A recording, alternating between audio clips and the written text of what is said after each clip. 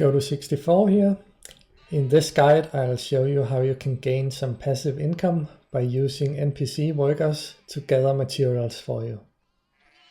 This guide is mostly intended for new players.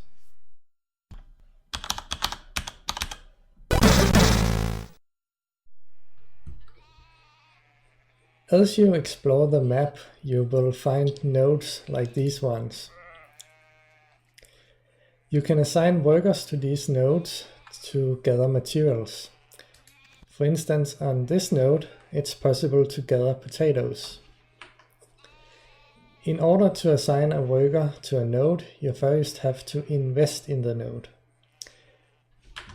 To do this, you use your contribution points, which you can see here.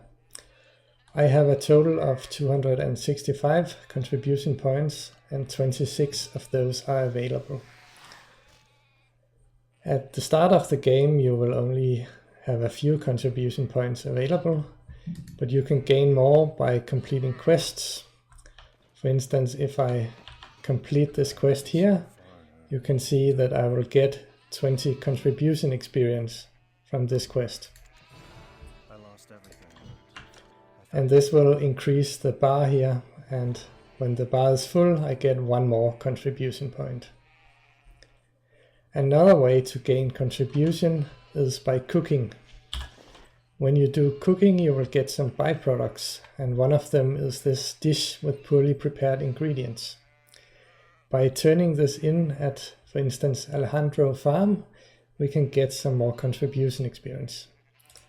And you can right click on it and select NPC location, and this will show you where the NPC is that you need to go to turn this in. So let's try that.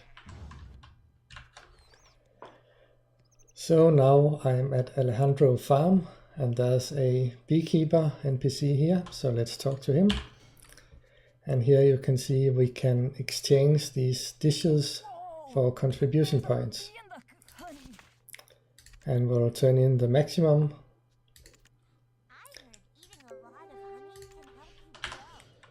And this increased my contribution experience quite a lot, and I actually got one extra contribution point.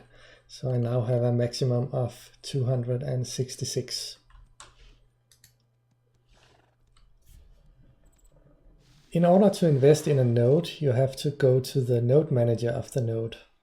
Now I've gone to this node called Evers Hill, and if I talk to the node manager here, she will tell me that I cannot invest in this node, and it also says here on the text, because the preceding node is not connected yet. And well, if you click here on previous node, it will show you one of the possible previous nodes. You shouldn't trust this too much, because this one is actually also a previous node of this one. But basically what this means is that the node has to be connected to one of the big cities.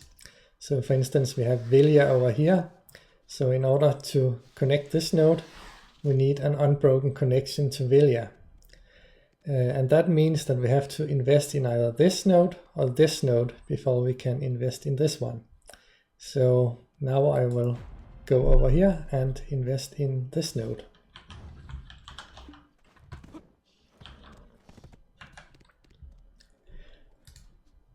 Now I am at Findo Farm, and as you can see, the Findo Farm node has a white line going towards it. And any node that has a white line, it means that you can actually invest in this node because it is already having a connection towards one of the big cities. So if we talk to the node manager here, we have a button here saying contribution invest. So that means we can invest in this node. And after investing in this node, you can see it's now connected with a yellow line. So that means we have an active connection here. And this created a white line towards the node where we was at before. So that means we can now invest in this node. So let's go back there and see what has changed. So now I am back at Evers Hill. So if we talk to the node manager again, we'll see that now that we have a connection, we can actually invest in this node. So now I have a yellow line towards this node also. This has cost me some contribution. As you can see, I previously had 27 contribution points available, and now I have only 24. So this particular node costs 1 contribution. But don't worry, you can always get your contribution back again by withdrawing. So if you simply click the withdraw button here, you will get your contribution back. So now I have 25 points. The cost of investing in a node is different from node to node. You can see this one costs 2. The price is typically from 1 to 3 contribution, but some nodes are as expensive as 5. I would highly recommend using the website somethinglovely.net. It has a very good map of all the nodes in BDO. So you can see the nodes we were at here before, you can see what they cost to invest in, you can see what they produce, and you can see how the nodes are connected. So this map is extremely useful when you're planning your production network. In order to actually get some resources from a node, it's not enough to invest in just the map node. You also have to invest in one of the resource nodes that are sort of sub-nodes on this node. So for instance, if we want to produce chickens and eggs, we have to invest in this node. And you do that the same way, and this costs also 1 contribution point. So now I have invested in this node, and I can assign one of my workers to it. So I will assign this worker, and you can just set him to work infinite amounts of time if you want, by clicking the maximum button, and then he will just continue to work until his stamina runs out. And you can see he currently has 15 stamina, so he will work for 15 rounds. And it takes 42 minutes for him to do 1 work unit. And after each work unit he will have produced some chicken meat and maybe some eggs. So we'll start him working. So now in 42 minutes we will get some production from this node. And since it is connected to Velia, and actually the important thing is that the worker is located in Velia. So when he's done producing, the production outcome will be stored in the storehouse in Velia. And therefore it's very important that you have enough space available, because if your storehouse in the city is completely full, your workers will stop producing. As a new player, you won't have a lot of contribution points to play around with. So you have to try and invest them in the most profitable nodes. Some nodes I would recommend is Finto Farm, where you can invest in chicken meat and egg, and also Bartley Farm, where you also get chicken meat and egg. Especially the eggs are quite attractive, as they are used in a lot of different cooking recipes. Another great node is at Alejandro Farm, where you can get cooking honey. Cooking honey is used in tea, like milk tea and sooth tea, which are very popular products as they increase your experience gain.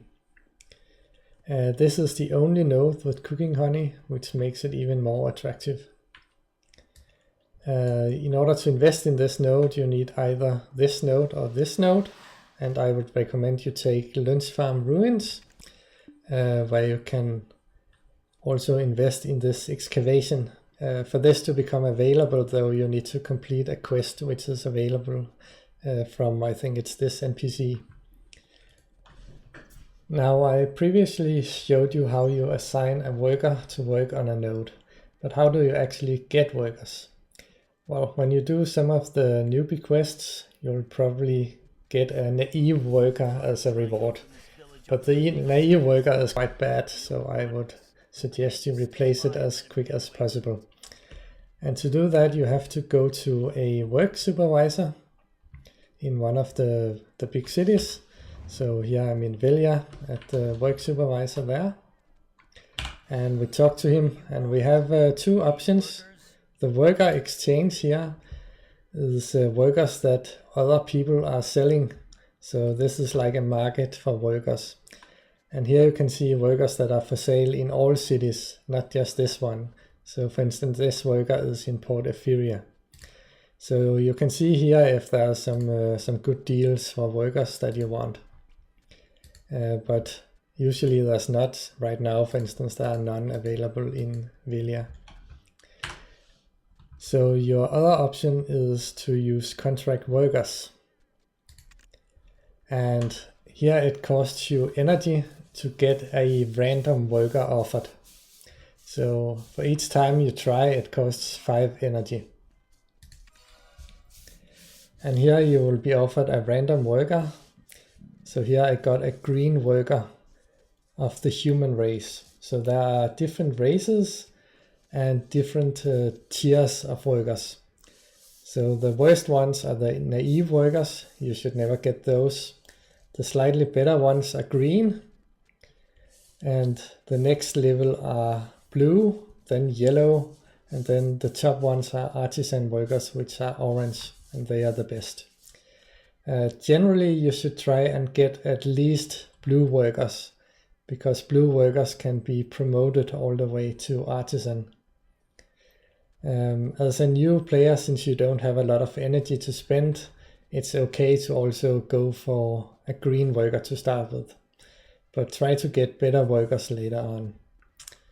Now I don't really want this worker, so I'm going to click view another. And this will cost me 5 energy again.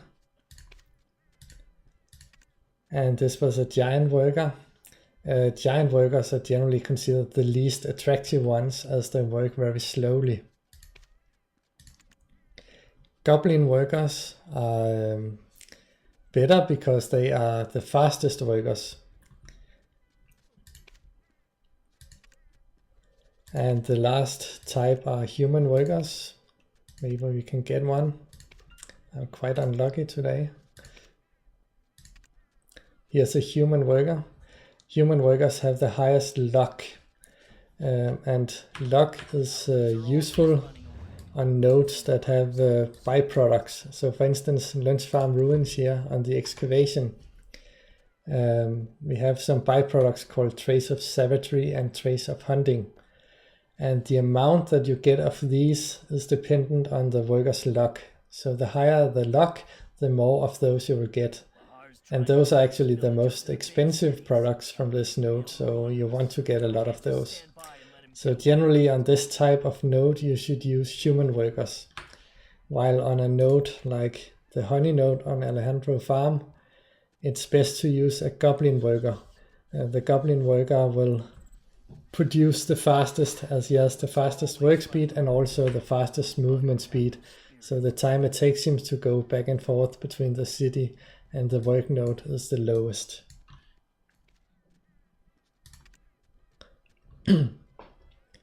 So finally I got a bit lucky and got a skilled human worker, and this is actually what I wanted. So now I'm going to hire this worker.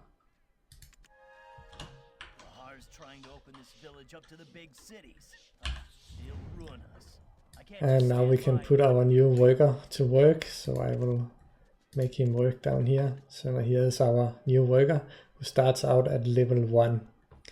As your workers are working, they will gain experience and gain higher levels. Goblins are always running away. Those little buggers have no... So you can see some of my other workers are higher level, and as they increase in level, they will gain some skills. So for instance, this one has Work Supervisor C, which makes him a little bit faster at working.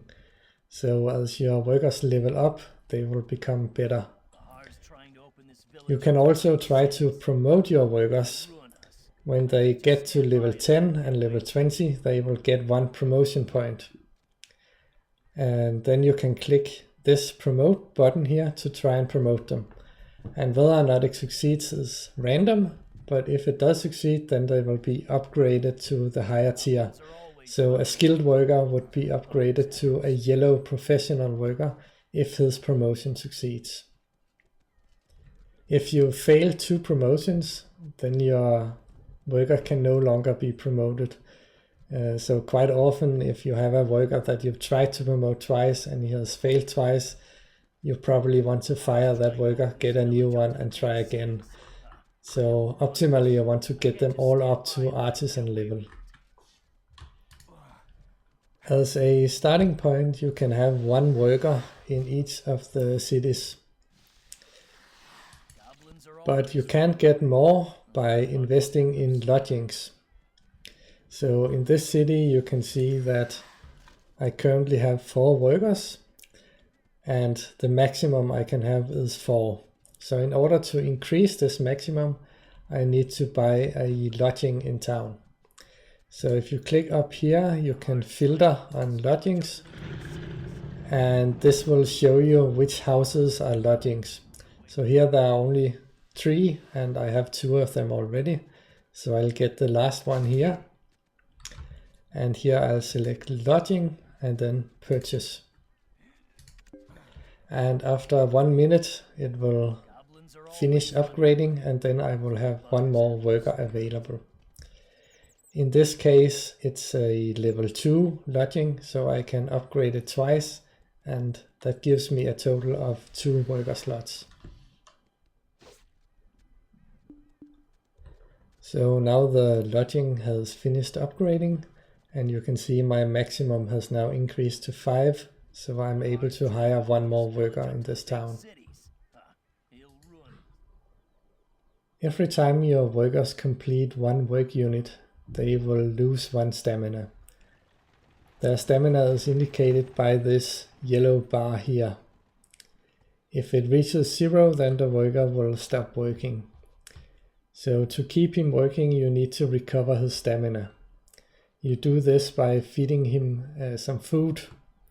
So you click this button next to the worker, and then you can give him some food.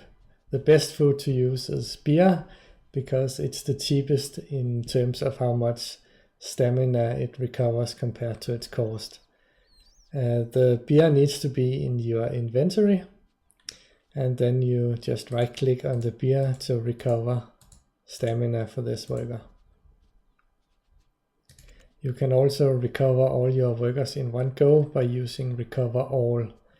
The disadvantage here is that you may lose a bit of beer, because if he is only needing 1 more stamina point, then it will use 1 beer, which is worth 2 stamina points to recover 1 point. So you waste a bit of beer sometimes, but it's of course a lot easier to just click this button. In order to produce beer, you need some ingredients. You can use potatoes, wheat, or corn. And since you already have invested in Finto Farm and Bartley Farm, it would make sense that you here also invest in the potato nodes that are available here. And then you can produce potatoes for your workers. You could also do, as I have done down here, invest in Costa Farm, where you can get wheat, or in Moretti Farm, which also produces wheat. So that's another option. Then you need to get yourself a residence in a city. And this is also one of these houses. So again, you can filter up here, and then you can select residence. Or at least that should work. Okay, now it shows the residences. So for instance, this is a residence. And I will select that and say purchase residence, and this also costs me some contribution. So in this case, it's 1 contribution to buy this residence. And now it will upgrade and be available in a moment. So then we need some additional ingredients for the beer. So I already have 25 potatoes, so we can do 5 cycles of beer. So for 5 cycles of beer, we will need 30 mineral water. So it's 6 mineral water per beer. We also need 2 leavening agents per beer. So we'll get 10 of those. And then we need 1 sugar for each. So we'll get 5 sugar. And then you also need a cooking utensil. This has a limited durability of 100, so you can cook 100 times on this.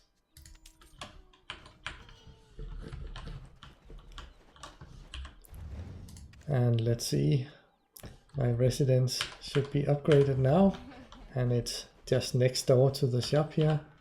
So we'll go inside, then we select place mode, and then you can select the cooking utensil and put it in your house here and place it how you want it.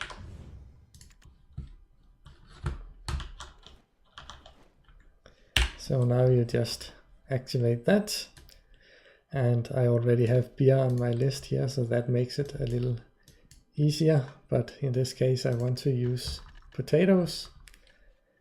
So I select 5 potatoes, 2 leavening agents, 1 sugar, and 6 water. And then we just say continuous production 5. So now I will be producing some more beer to feed my workers.